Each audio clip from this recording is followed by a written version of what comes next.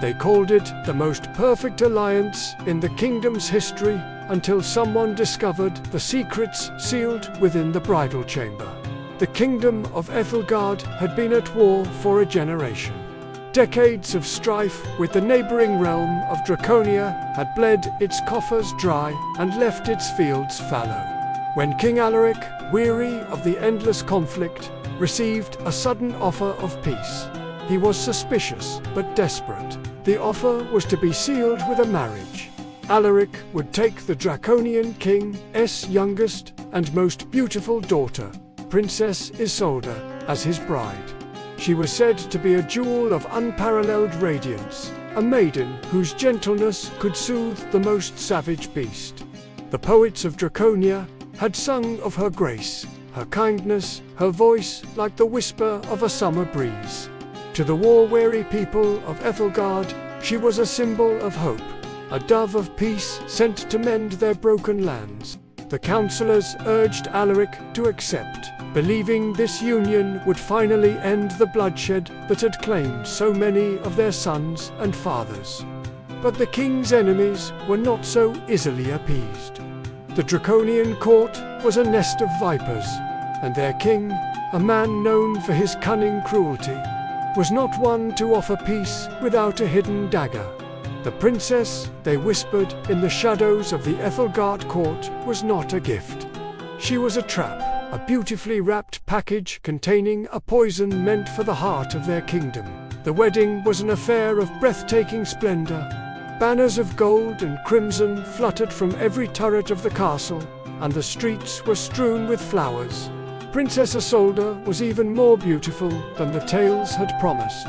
Dressed in silks the color of new-fallen snow and adorned with pearls that shimmered like captured starlight, she glided down the aisle of the grand cathedral.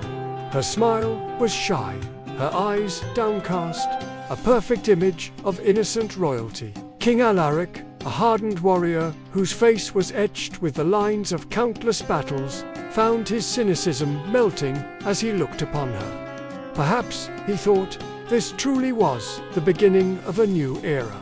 The feast that followed was legendary, a celebration that echoed with laughter, music, and the clinking of goblets. For one glorious day, the spectre of war seemed to have vanished completely. As night fell, the king and his new bride retired to the royal bedchamber, a room lavishly prepared for their union. The bed was a masterpiece of carved oak, draped in heavy, opulent silks the color of a ruby. The air was thick with the scent of lilies and spiced wine. The guards stood sentry outside the heavy oak doors, their expressions serene, confident in the peace the night promised. But the peace was shattered in the deepest hours of the morning.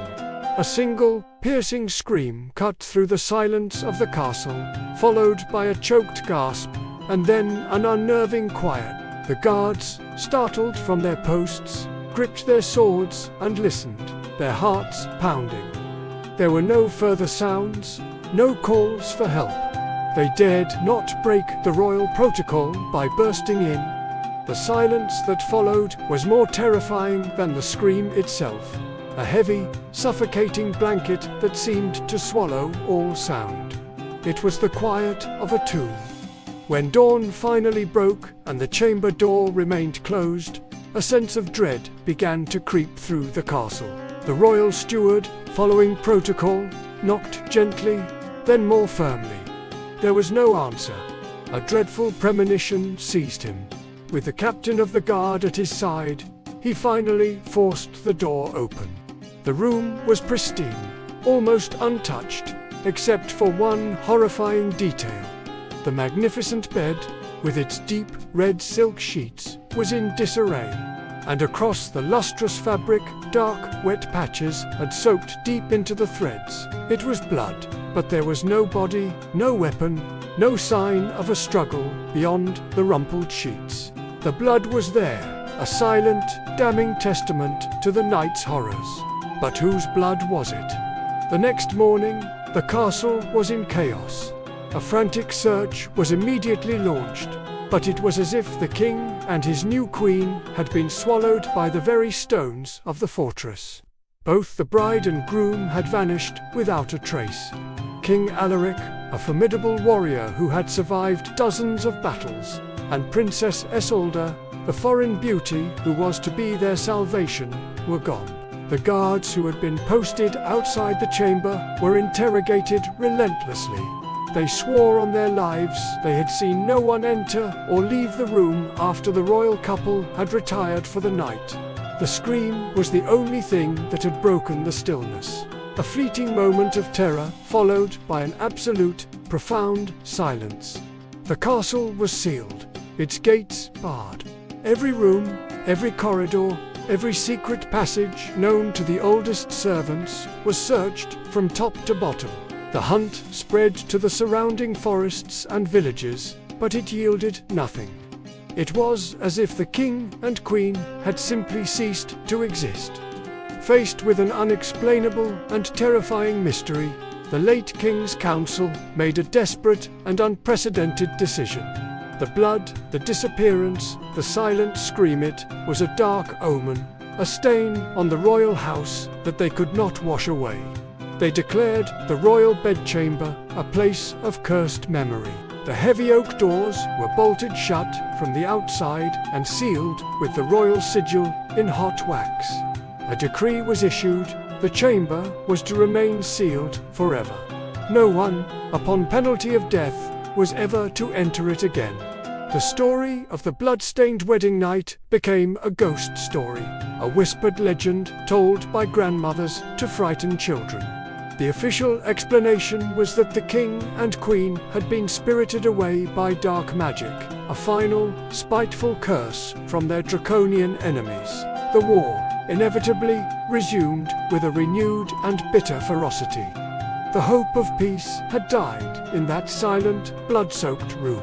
For generations, the sealed chamber remained a grim monument in the heart of the castle, a constant reminder of the monarchy's darkest hour. The wing of the castle where it was located fell into disuse, its halls gathering dust and shadows. Kings came and went, wars were fought and won, but the door with the faded wax seal remained untouched, a silent sentinel guarding its terrible secret. Centuries passed, the kingdom of Ethelgard evolved, its old castles becoming relics of a more brutal age. During a major renovation of the ancient royal palace, a team of historians and architects was tasked with mapping the forgotten sections of the structure. They stumbled upon the sealed wing, their flashlights cutting through layers of dust that had lain undisturbed for ages. After weeks of poring over ancient records, they found the decree and the chilling story of the vanished king and his bride. With a mixture of scholarly curiosity and trepidation, they received special permission to break the ancient seal. The bolts were rusted solid, and it took 3 strong men to force the heavy oak door open. It groaned on its hinges, releasing a gust of stale, cold air. The room inside was a time capsule, preserved exactly as it had been left centuries ago. A fine layer of grey dust coated every surface, and cobwebs hung like ghostly shrouds from the canopy of the great bed. The historians stepped inside, their footsteps muffled by the thick carpet of dust. And there it was. In the center of the room stood the magnificent bed, its carved oak frame as imposing as ever. The red silk sheets, though faded with age, were still draped across the mattress. And upon them, dark and unmistakable, were the stains. The blood had long since dried to a deep, rusty brown. But it was still there, a permanent, ugly blemish on the fabric of history. The mystery of the blood had outlasted the kingdom itself, the silent testament to a perfect wedding that ended in an eternity of secrets. The bed was found, still stained with blood.